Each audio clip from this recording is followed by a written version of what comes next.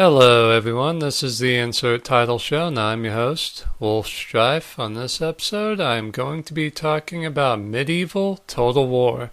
This game came out in 2002. I remember seeing the box art at, like Best Buy and Media Play. I was like, yeah, I like Shogun, but I'm like, I don't know if I want to play this one. So it took me, I don't think I bought this until like 2003. Before I was like, oh, fine, fuck it, I'll get it and check it out. And I'm very happy I did because this game turned out to be excellent. I really do love this game. I probably have gone through the campaign like, I don't even know, like 20 times, 25 times. And seeing how it takes on average about 15 to 20 hours to beat the campaign, that's saying a lot. So I've definitely invested a lot of time and energy into this game, but it's well spent in my opinion. Whenever I'm in like a medieval mood or whatever, I definitely hop on this game and play it. The game is just like Shogun as far as the gameplay goes, like the camera and stuff, except completely different units and stuff. Like, this is medieval Europe. You got anything from crossbowmen to heavily armored knights on horseback. And of course you have different civilizations that you can play as. Like the French are, they're kind of just mediocre. I guess they're okay. But the English, of course, you can use the longbowmen with them and the billmen. The Germans and the Italians get like the heaviest troops and definitely like the best armor and stuff. Well, and the Italians have a really damn good navy too. The Spanish, they have their units, kind of cavalry oriented. The Byzantines, well, basically there's 3 time periods you can play in. The earliest one basically starts off with the First Crusade, so that was like 1087 or something like that. And then the second campaign, I think, starts off in like the early 1200s. And then the final time period is like the 1320s or something. So the first time period campaign, the Byzantines bow down. Nobody can touch them as far as quality of troops and economy and stuff. So I would definitely recommend, if you're going to play the earliest time period campaign, definitely play as the Byzantines. The Saracens are pretty good. The Turks. One annoying thing is in the later time period, the Golden Horde shows up, so you can actually fight the Mongols and stuff. Unfortunately, though, and this will definitely appear again in Rome Total War, and I'll talk about it there, you can't play as the Mongols, so I'm kind of pissed off I can't play as a group that I really want to play as, and that definitely happens again in Rome Total War, and I'll talk about that later. But yeah, you have a pretty good selection of nations to choose from. Other than that, it really would be pretty cool conquering Europe as the Mongols, but whatever. But yeah, like I said, you have a pretty good selection to choose from. I beat the game a couple of times as the English, 2 or 3 times as the French, a bunch of times as the Germans, a couple of times as the Italians. I don't think I did it with any other nation. I'm trying to think.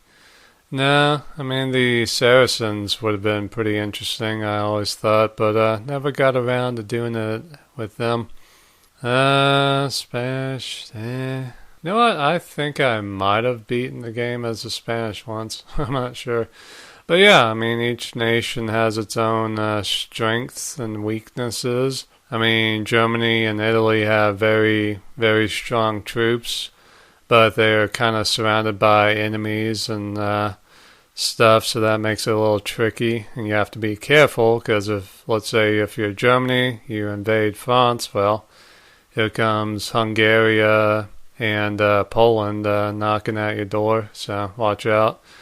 And France, I mean, they're just surrounded by everybody, so that's why they're kind of tough to beat the game with. But yeah, I guess the Germans and the Italians have the heaviest cavalry. The Swiss have their Swiss pikemen, which are the best infantry in the game. The English have their longbowmen. The Italians have their navy. The Saracens have their very light cavalry, which is very good. The Turks have artillery and stuff like that. They're pretty good on that.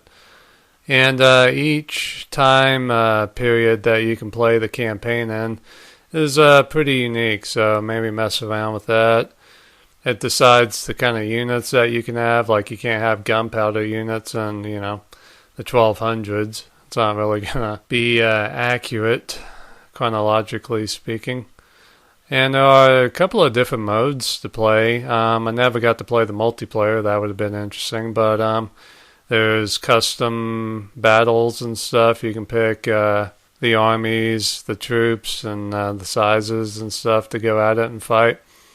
You can also play historical campaigns. There's a couple of those that are pretty interesting. Like, I think there's a Barbarossa campaign, a 100 Years' War campaign for the English and the French. I think Saladin's got a campaign. So yeah, there's some pretty cool stuff there. And there's also some historical battles, like you can go and fight Hastings, Stirling Bridge, and Bannockburn, I think. So yeah, those are pretty cool. And a lot more historically accurate compared to like Age of Empires 2. There's also a really good expansion pack for Medieval Total War, Medieval Total War Vikings, which is pretty freaking cool. It has like a 10-hour campaign where you get to, I guess, fight over control of England, which is pretty cool. Like, you can be the Vikings, or you can be the Kingdom of Wessex, of Mercia, or Northumbria, or the Irish, the Scots, the Picts. So that's a pretty fun campaign. If you want to play as the Vikings, you better learn how to build a economy real quick, because Vikings aren't really into that at this point in time. They're definitely more of a raid, pillage, and rape kind of economy, so you definitely got to build up your farms and stuff if you want to keep the wheels of war turning. But yeah, that's a really fun one. And in fact, I think that also adds a extra historical battle for you to play, Stamford Bridge, which is pretty interesting and well done. So yeah, altogether, I mean, Medieval Total War is a awesome game, so definitely check it out if you haven't. I definitely want to, one day, when I have a badass enough computer, I definitely want to play Medieval 2 Total War, or Medieval Total War 2, however it goes. Yeah, definitely want to play that. The graphics and stuff for that look pretty damn cool. And the expansion packs for that one are pretty badass. Yeah, you can go and fight in the New World as either the Spanish or the Aztecs or whatever, so that would be pretty badass. So, yeah, definitely got to get that one of these years. But, yeah, as far as the first one goes, Medieval Total War, it rocks, so check it out.